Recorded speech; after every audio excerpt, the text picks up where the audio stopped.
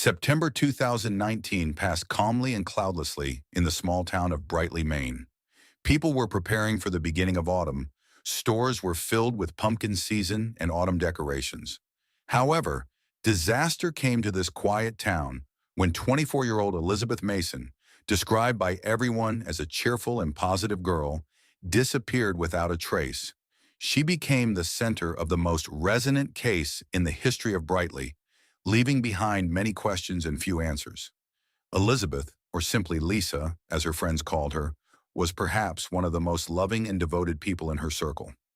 After graduating from university, she returned to her hometown and got a job at a local medical center where she helped the elderly. She had strong relationships with her friends and family. Her parents, David and Martha, were proud of what a wonderful daughter they had. Lisa was passionate about photography and often spent time outdoors, capturing the magical moments in life that made her happy. Friends noted that she was always positive and bright, and her energy was infectious. On September 24th, when Lisa planned to go to meet friends at a local cafe, she celebrated the event on her Instagram. In the evening, she spent time with several friends discussing their lives and future plans. While chatting with friends, Lisa seemed happy, shared photos, and enjoyed the atmosphere. However, at midnight, when she left the cafe, none of her friends assumed that this could be the last time they saw her. After walking through the parks and streets of Brightly, Lisa went home, but never made it there. The next morning, her mother, Martha, became suspicious when Lisa did not show up for breakfast. It was unusual for Lisa not to warn about being late. She called Liza, but her phone was out of range. Looking at her messages, Marta began to lose patience. In vain, Martha and David went into town to look for their daughter. They visited all of her favorite places, but Lisa was nowhere to be found.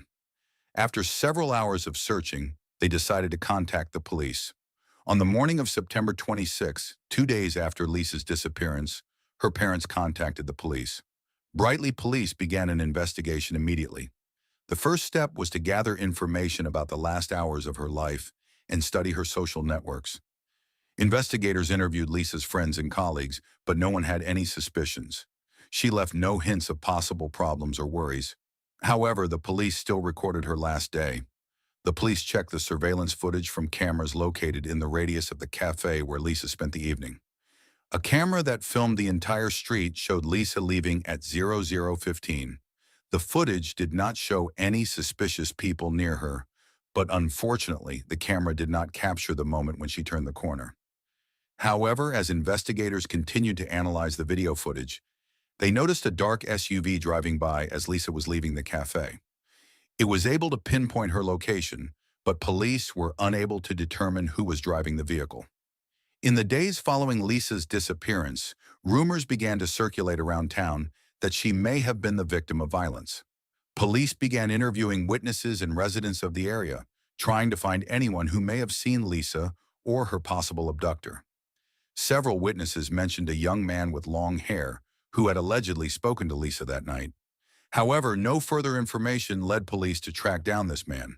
The investigation became more complex and the difficulties only grew. After weeks of searching without results, local media began to cover Lisa's case, which led to increased interest and public support. This attracted national news coverage, and the case began to appear in television and newspapers. Lisa's family and friends actively cooperated with the press, organizing search and information campaigns. Posters with her photos appeared around the city, and many locals began to actively participate in the search.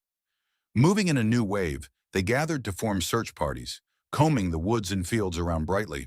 The police continued to question witnesses and collect evidence. The SUV that appeared in the recordings became the main object of the search. However, for a long time, there was no information about its owner. Then investigators decided to check all the cars registered in the area to find matches.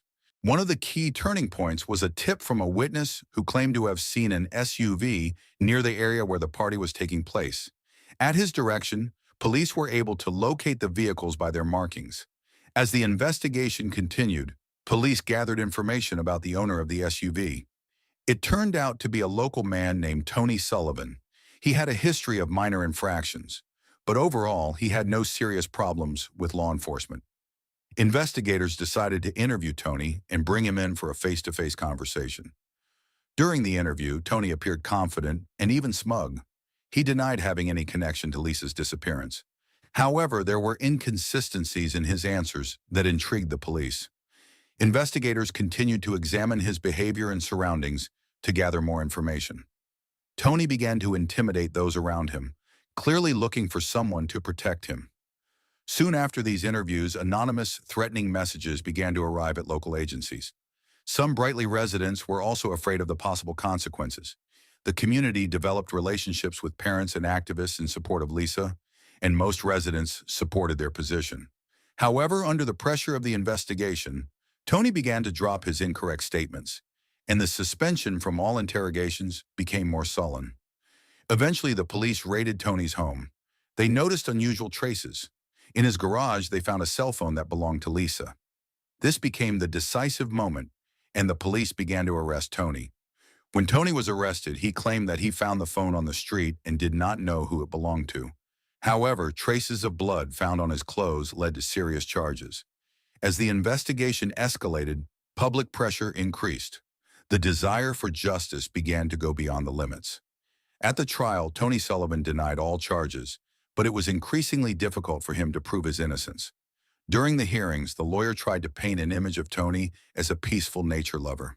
However, witnesses who saw him on the evening of Lisa's disappearance added unusual details. The testimony of Elizabeth's friends grew stronger with each passing week, and they did not give up. Witnesses confirmed that Tony only increased his threats when Lisa became the one who crossed the line in the past, preying on femininity. The prosecution put a key ear into the case, and it affected their future legal basis.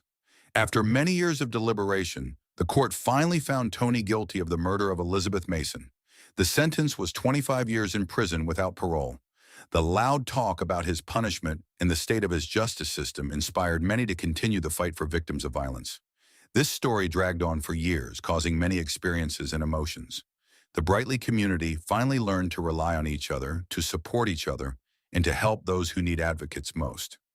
In the end, Elizabeth was remembered not only for the ideas of the emptiness she left, but also for the changes she caused.